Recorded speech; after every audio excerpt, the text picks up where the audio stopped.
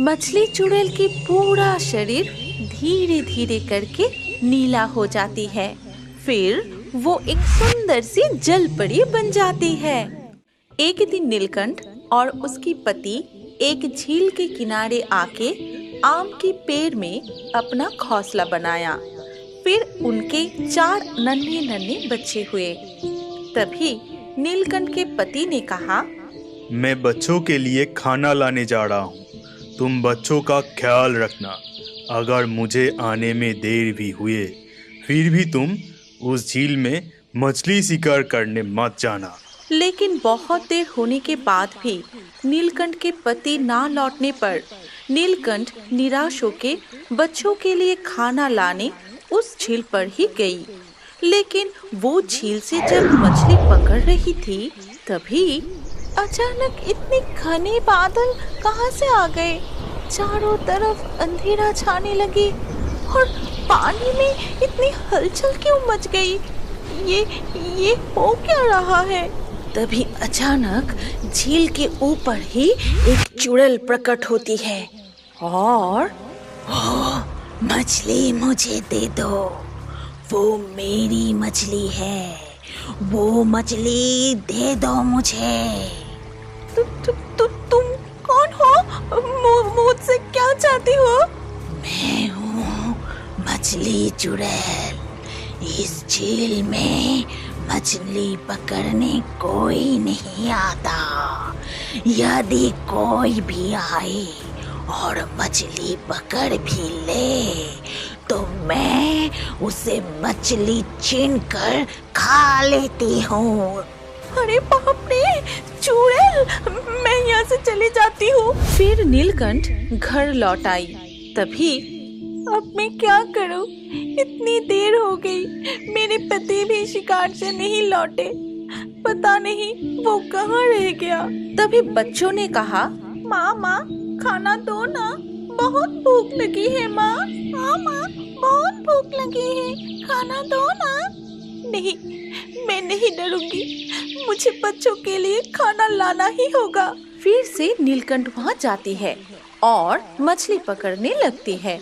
मैं जल्दी से मछली पकड़ के चली जाती हूँ, नहीं तो वो चुड़ैल फिर से आ जाएगी।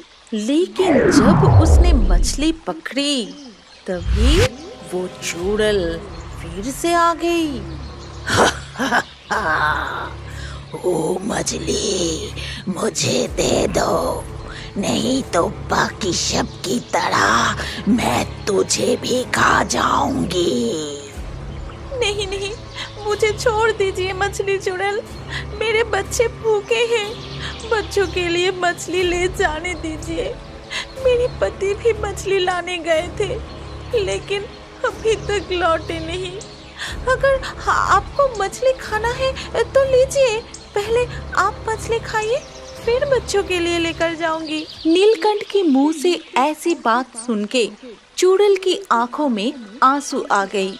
फिर इससे पहले कोई मुझे कभी भी इस तरह मछली नहीं खिलाई, सब मुझसे डर के भाग जाते हैं, लेकिन आज से तुम मेरे दोस्त हो और मैं हमेशा तुम्हारी ख्याल रखूंगी। लेकिन तुम्हारे पति को मैंने नहीं खाई, पर मुझे असली राज पता है। मेरे पति के साथ क्या हुआ मछली चुड़ैल? तभी मछली चुड़ैल नीलकंठ को पूरी घटना बताई। तुम्हारे पति जब नदी किनारे बैठकर मछली ढूंढ रही थी तभी किंग कोबरा पीछे से आके तुम्हारे पति को निगल लिया। ये सुनकर नीलकंठ बहुत रोने लगी। फिर वो रोते रोते अपनी घोंसले की तरफ चली गई। इसके कुछ दिन बाद जब नीलकंठ सो रही थी तभी वहाँ किंग कोबरा आता है। अरे वाह, नीलकंठ और बच्चे सो रहे हैं। मैं चुपके से जाके पहले नीलकंठ फिर बच्चों को मारूंगा और पेट भर के खाऊंगा। फिर किंग कोबरा नीलकंठ को काटने जाता है। तभी वहाँ चुड़ैल आ जाती है और किंग कोबरा को पकड़कर झील के किनारे ले आती है उसको सजा देने के लिए। लेकिन तभी किंग कोबरा ने चुड़ैल को ही काट लिया। ये देख नीलकंठ ने कहा, मछली चुड़ैल, आपका शरीर ऐसे नीला क्यों हो रही है? मछली चुड़ैल की पूरा शरीर धीरे धीरे करके नीला हो जाती है। फिर वो एक सुंदर सी जलपरी बन जाती है और झील के पानी में तैरने लगती है। ये देख झील के किनारे से नीलकंठ ने कहा, क्या आप चुड़ैल नहीं हो, एक जलपरी हो? मैं हूँ नीला जलपरी। झील के अंदर ही मेरा घर था।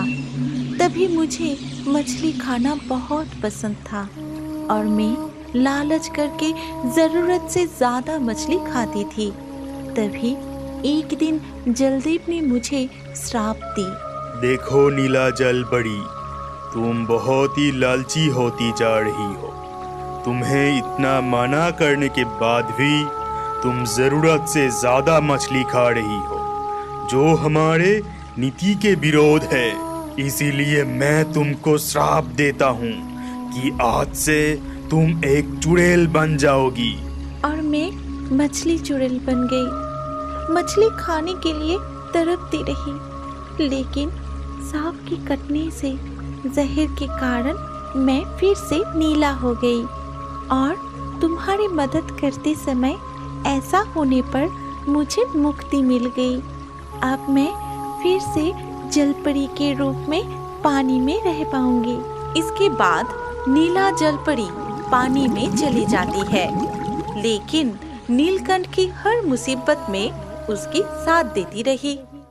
एक दिन एक किंग कोबरा रास्ता भटक के सुरमई जंगल के तरफ आ पहुंची। इस सुरमई जंगल में वैसे कोई भी नहीं आते थे। इस जंगल में अजीबोगरीब बहुत सारे हरकतें होते रहता था, इसीलिए कोई भी इस जंगल के रास्ते में नहीं आते थे। लेकिन वो आ गया था। रास्ता खोकर वो एक बड़ी सी तालाब के पास आ पहुंचा था।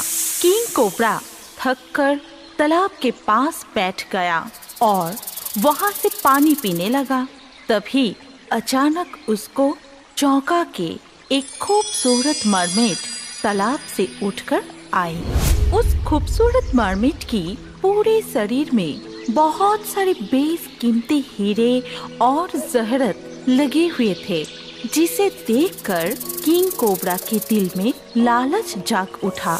वो उस मरमेड के शरीर से वो सारे कीमती हीरो जहरतों को छीनना चाहता था। इसीलिए बिना समय नष्ट किए किंग कोबरा मरमेड के ऊपर हमला कर दिया, मरमेड को जकड़ लिया। लेकिन तभी वहाँ एक ड्रैगन आके किंग कोबरा के पकड़ से मरमेड को छुड़ाता है और अपने मुंह से आग निकल के वही किंग कोबरा को मार देता है।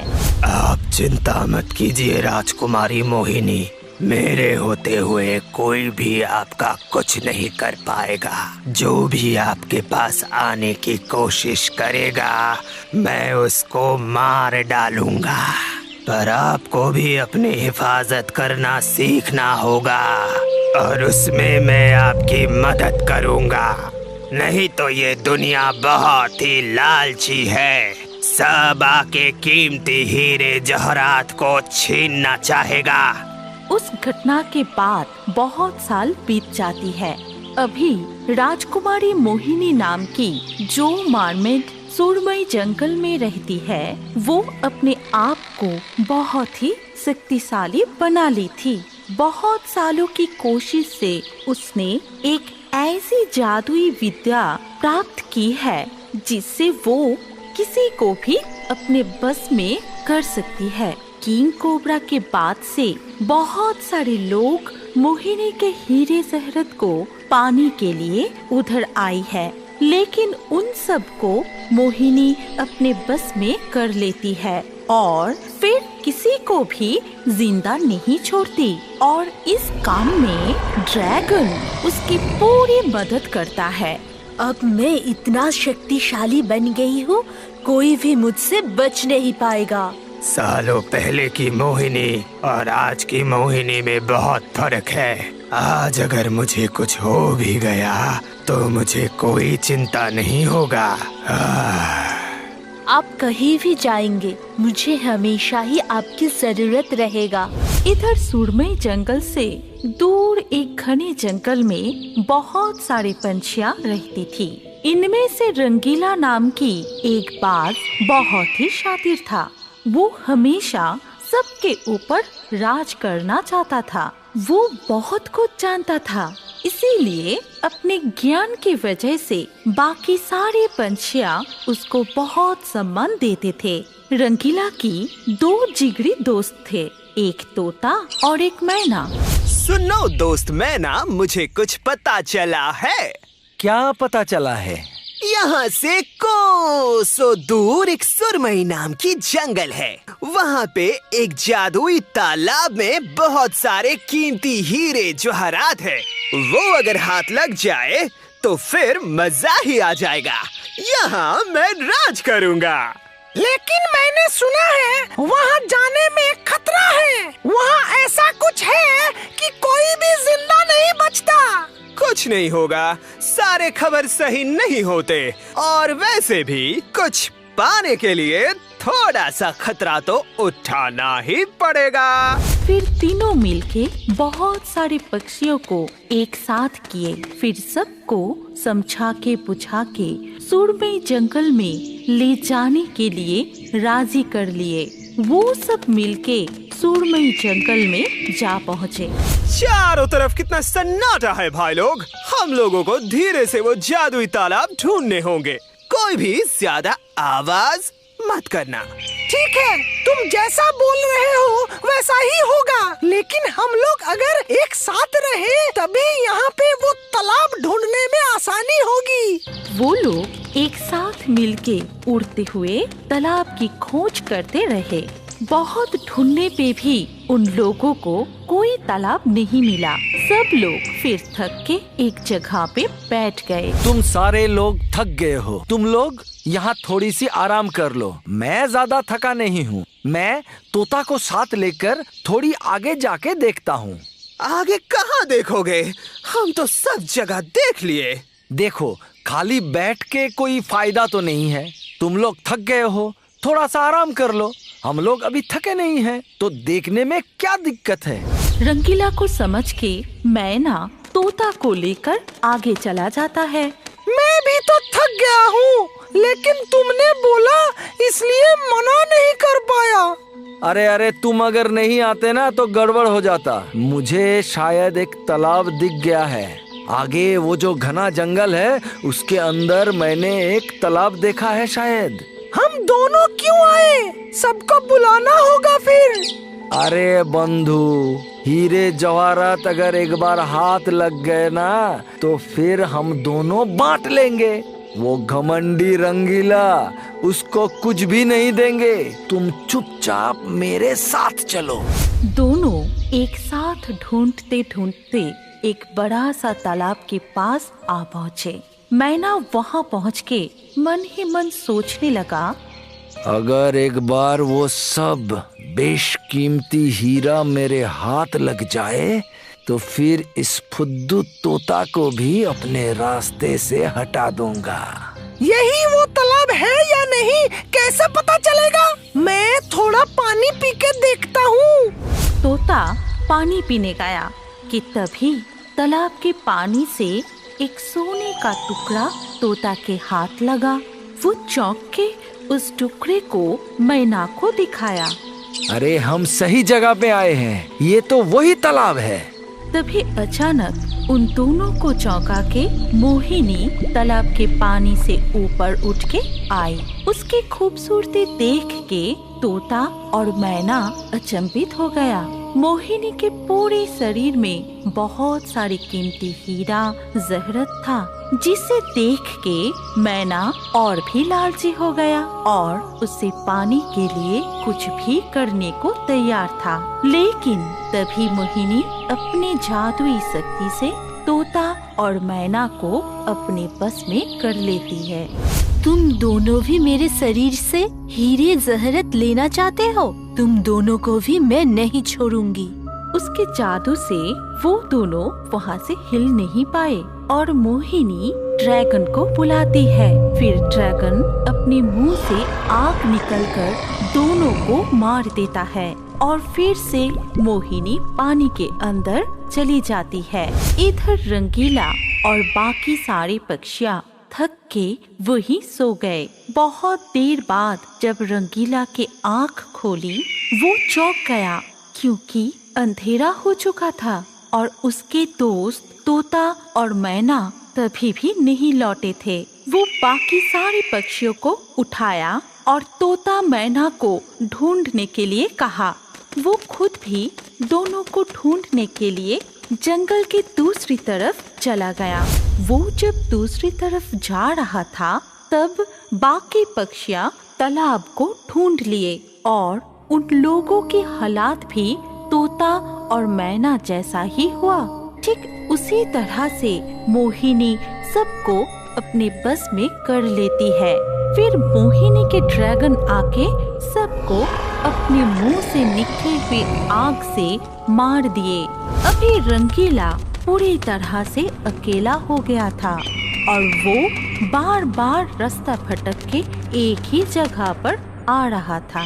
सब छूट गए, अंधेरा भी बहुत हो गया है। क्या करूं, कहाँ जाऊं? जंगल से निकलूं भी कैसे, पता नहीं। सब लोग कहाँ चले गए? वो मन ही मन ये सब सोच रहा था कि तभी अचानक एक पेड़ से एक चील उड़ के उसके सामने आया। देखो, तुम कौन हो मुझे नहीं पता, पर यहाँ रहना तुम्हारे लिए अच्छी बात नहीं है। जितनी जल्दी हो सके यहाँ से चले जाओ। मैं और मेरे साथी मिलके यहाँ एक जादुई तालाब ढूंढ रहे थे, जिस तालाब में बहुत सारे हीरे जवाहरात है। मैंने सुना है, लेकिन वो लोग अभी मुझे मिल नहीं रहे हैं। शायद हम सब रास्ता भटक के इधर उधर हो गए हैं। मुझे नहीं लगता कि तुम्हारे साथी लोग अब जिंदा भी होंगे। और यहाँ पे कोई जादुई तालाब नहीं है। यहाँ के तालाब में मोहिनी नाम की एक जादुई मरमेड रहती है। उसके पास वो सारे हीरे जवाहरात हैं। तुम वो सब नहीं ले पाओगे क्योंकि मोहिनी किसी को भी नहीं छोड़ती। मैं वो बेशकीमती हीरे जवाहरात लेके फिर जाऊंगा, नहीं तो यहाँ से कहीं नहीं जाऊंगा। ठीक है, जैसी तुम्हारी मर्जी। मैं सिर्फ तुम्हारी इतनी मदद कर सकता हूँ कि जिससे तुम्हारे ऊपर मोहिनी के जादू नहीं चलेगा।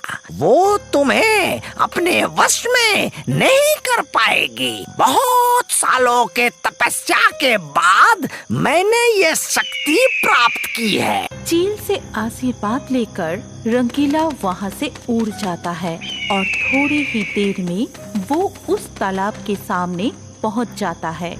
मोहिनी, बाहर आ! तूने मेरे साथियों को मारा है, नहीं छोड़ूंगा। बाहर आ! रंगीला बाज की पुकार से मोहिनी पानी से ऊपर आती है। उसकी सुंदरता और उसकी शरीर में लगे हीरों को देखकर रंगीला चौंक जाती है। मोहिनी उसको भी अपने बस में करना चाहती है, पर चील की दिए हुए आशीर्वाद की वजह से रंगीला पर मोहिनी का जादू का कोई असर नहीं होता है। ये देख मोहिनी बहुत गुस्सा हो जाती है। मेरे रूप के जादू से आज तक कोई भी बच नहीं पाया है। तू कौन है?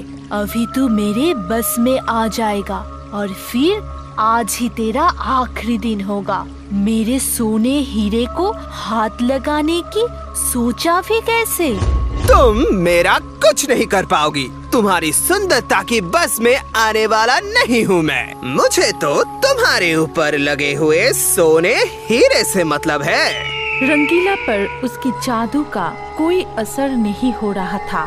ये देख मोहिनी बहुत घबरा गया और फिर वो ड्रैगन को बुलाती है।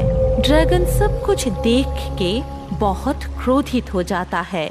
अपने मुंह से आग निकल के रंगीला को मारना चाहता है, लेकिन उससे पहले ही रंगीला ड्रैगन पर आक्रमण कर देता है। अपने चोट से ठुकराते ठुकराते ड्रैगन को मार देता है। तब मोहिनी बिल्कुल अकेली पड़ जाती है। सब कुछ देख के दुखी होके तालाब के अंदर चली जाती है। भाग के कहाँ जाओगी? तुम लोगों ने मेरे साथियों को मारा, मैंने तुम्हारे साथियों को मार दिया। अब चुपचाप सारे हीरे जवाहरात मेरे हवाले कर दो।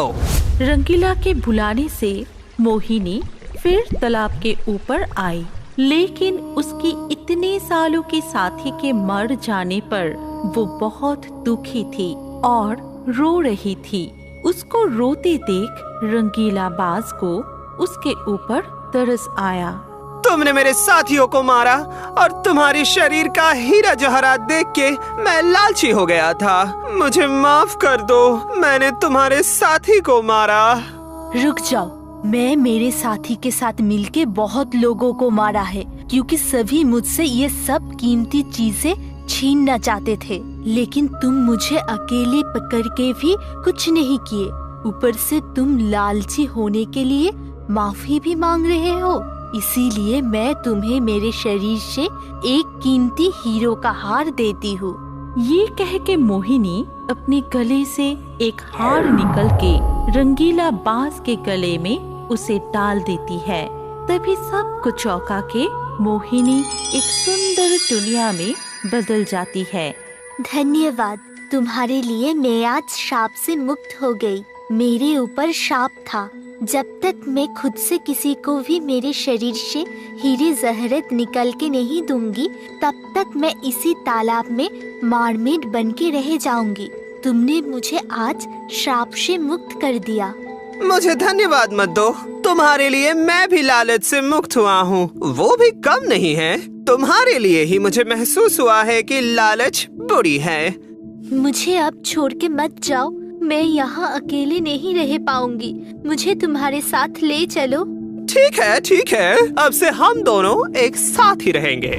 फिर दोनों सुरमई जंगल को छोड़ के हमेशा के लिए चले गए और एक साथ खुशी खुशी रहने लगे। हमारी कहानी यहाँ पर खत्म होती है। अगर आपको ये कहानी पसंद आई तो इस वीडियो पे लाइक जरूर करना। अगर आपके पास कोई पसंदीदा कहानी हो तो कमेंट करके बताएं। सबसे अच्छा कहानी चुन के हम ऐसे ही कार्टून बनाएंगे। और अभी हमारे अगले वीडियो देखने के लिए स्क्रीन के ऊपर इस वीडियो पर क्लिक कीजिए और रियो बर्ड्स के और भी वीडियो देखते रहिए।